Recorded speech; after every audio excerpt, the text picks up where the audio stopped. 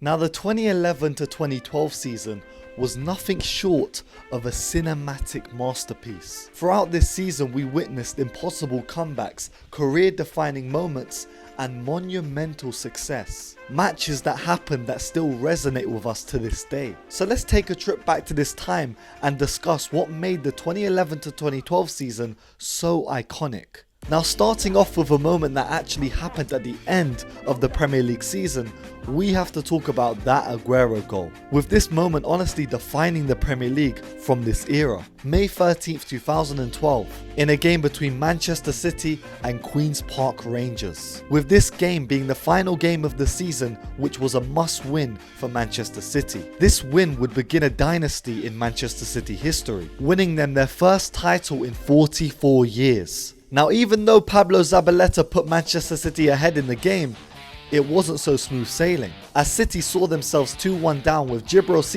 scoring and Jamie Mackie, with these goals scored either side of a Joey Barton red card. A chaotic moment in this match took place with Joey Barton, kicking, pulling, headbutting and elbowing these Manchester City players. It was a moment of madness which sent the game into a spiral, with these QPR players actually getting under the skin of Manchester City. Joey Barton was then sent off and QPR scored a goal, and Man City fans thought it was all over, with Manchester United fans celebrating in their stadium. But creeping ever so slowly into the dying embers of the game, Edin Dzeko showed up with a header late on in the game to bring Manchester City level with QPR. But it wasn't this goal that would seal them the title, it was an Argentinian Smurf that stepped up. An icon of the game and one of the best strikers in Premier League history. After being played in by Mario Balotelli, Sergio Aguero scored a goal in the 93rd minute of the game, sealing them the title and raining on the parade of Manchester United. Manchester City won the Premier League on the final day via goal difference, making this moment the only time in Premier League history where that's been the case. Man City had 44 shots and 81% possession in this game, and it capped off an unforgettable finale to the season. Aguero! It's just not the same, it's just not the same if I'm doing it. Now whilst the end of this season was so amazing, there was also this incredible Champions League run that Chelsea went on. And in my opinion, this was one of the most improbable runs in Champions League history. With this side that were taken into the Champions League knockout rounds by a coach that had no experience whatsoever really. And I think the two ties that really summed up this run for Chelsea was that semi-final and final. And that semi-final was against Barcelona, which Chelsea in the first leg actually toppled over thanks to the brilliance of Drogba. This guy scored the only goal in the game, winning Chelsea the game 1-0. But going into the second leg, Chelsea fans were a bit cautious, and that's because they weren't coming up against any Barcelona side. This Barcelona side had Qatar Foundation Messi, who was on a streak of 1 billion goals this season. The socially inept Smurf absolutely ran the show in the game, but it was actually Busquets who opened the scoring. Chelsea were now 1-0 down, and the only thing they could do was pray. And what did God give them? He gave them a red card to John Terry. Well, maybe it wasn't, the Lord's doing, but John Terry absolutely bottled the game and got sent off for a challenge that, I don't know. Let's just slow it down. And just because Chelsea fans are crying didn't mean that the Barcelona attack would stop, with Messi passing to Iniesta, who slotted it into the back of the net, making it 2-0 on the night and 2-1 on aggregate. But this Chelsea side would be handed a miracle, because against the run of play, they strung a couple passes together and somehow found themselves in a position where they looked like they would score. Lampard threading the ball in between the Barcelona defense to Ramirez, who casually dinked the ball over Victor Valdez and tied up the game. Now going into halftime, Chelsea must have had the best halftime speech, because when they came out for that second half, what do you think they did? They actually gave away a penalty. Drogba. And who else but Messi would step up against Petr Cech to kind of tip the favour onto Barcelona's side in the game? he stepped up and did the inevitable. He hit the post. He hit the post! Yeah? Don't ever chat to me and say Messi season, 91 goals. Well, he missed the most important goal. Yeah? He missed the penalty. And after being battered for 90 minutes by these Barcelona players, completely played off the park, Chelsea, in the dying embers of the game, were handed a miracle with a clearance going to who else but Fernando Torres. And with no one else beside him like a convict on a school bus, Fernando Torres saw the goal, saw Victor Valdez and said, you know what? I'm going past your bald-headed self, most overrated goalkeeper in the history of Spanish football, and tapped it into the back of the net, sealing the win for Di Matteo, aka Mr. Bean, and this Chelsea side. But they were not done. I mean, this starting 11 wasn't one that was supposed to win the Champions League. And the odds were stacked against Chelsea going into this final, because not only were they playing a Bayern Munich side filled with some of the best players in the world, but this final was also taking place at Bayern Munich's home stadium. And after going 1-0 down in the final again, it was like this Chelsea side, they never really and truly gave up. And it was an 88th minute equaliser by Didier Drogba via a header that really spurred them on in this moment. Because it would finish 1-1 in the 90 minutes. It would go all the way to extra time, and then it would be decided by a penalty shootout, with Mr. Helmet himself, Petr Cech, saving a penalty from Iron Robin in the extra time, and then saving 2 in the shootout.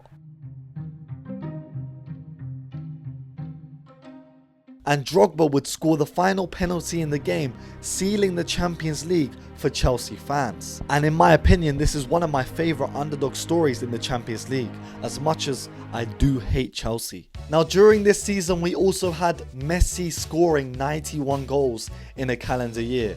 And again, I'm not going to talk about this. I've talked about it in 2 videos now. I don't need to.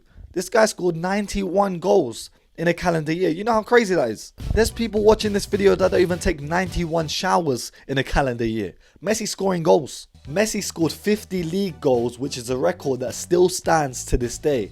But still, Barcelona didn't win La Liga that year. It was actually Real Madrid that won, with a record-breaking campaign. It was Real Madrid's first La Liga since 2008, with a record of 100 points. With this Real Madrid side under the managerial constructs of Jose Mourinho, scoring 121 goals in La Liga, a record at the time. Cristiano Ronaldo also scored 46 league goals that season too. And their title clinching moment came in April of 2012, with a 2-1 victory over Barcelona. But it wasn't just Cristiano Ronaldo this season that stepped up for Real Madrid, because Karim Benzema scored 21 goals and got 12 assists in La Liga as well. And then you also had the brilliance of Mesut Ozil, who got 17 assists that season as well. These guys were amazing that season and would go on to do so much more. And in 2012 you also had the brilliance of Dortmund. Under Jurgen Klopp, this side were thriving, and honestly a breath of fresh air in the Bundesliga at the time, with Dortmund defending their title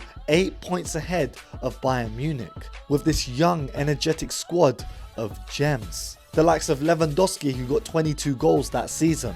Shinji Kagawa, who got 13 goals and 8 assists and was pivotal in the midfield. And of course Mats Hummels, who was an absolute boulder in that defensive line. Dortmund also embarrassed Bayern 5-2 in the DFB Pokal, with Lewandowski scoring a hat-trick against a club that eventually in his future he would join. But again, the Premier League was amazing, the Champions League was amazing, the Bundesliga was living up to expectations, but in Ligue 1, in France, we had a little fairy tale that was going on too, with Montpellier of all teams winning the league. This was their first ever French league title, and they edged out PSG by just 3 points. And if you didn't know already, this was where we saw the breakout season of Olivier Giroud, a guy that scored 21 goals in the league that season and eventually would make a move to the Arsenal. And talking about strikers, let's quickly go back to the Premier League, because even though Aguero scored the final goal of the season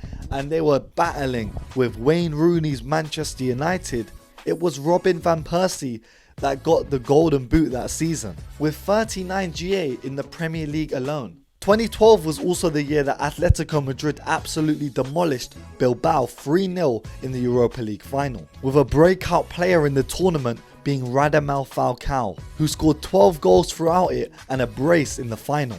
This again, like many other teams that I spoke about in this video, was the rise of Atletico Madrid underneath Diego Simeone, where that dynasty would begin and they will go on to see so much success. And let's go back to France now and mention that even though Montpellier won the league just ahead of PSG, it was a player from Lille that lit up the league that season, with the Player of the Year award that season going to Eden Hazard, who scored 20 goals and got 15 assists that season, setting the stage for a move to Chelsea. And I specifically wanted to talk about Eden Hazard briefly because I remember that year Arsenal were the ones that were heavily linked with Eden Hazard, and then randomly this guy goes to Chelsea, and the only thing I could do to battle this was sign Eden Hazard on my career mode. And in Italy you also had Andrea Pirlo going through some sort of renaissance at Juventus, reclaiming the Scudetto and putting Juventus right back at the helm of Italian football. Now the 2011/12 season was one of the most perfect seasons in footballing history, but in my opinion every season is good. You know, if football's on, then football is good. Now let me know if there's anything I missed out when talking about this year of football, and again, talk to me. What is your favorite season of football, and could we talk about it in a potential future video? Of course, this has been Jib Rules, back with another video. Make sure you leave a like, comment and subscribe, and if you want to support the channel even more, you can join and become a member of the channel and receive access to all my unlisted videos. And of course, stay safe, stay blessed, and peace.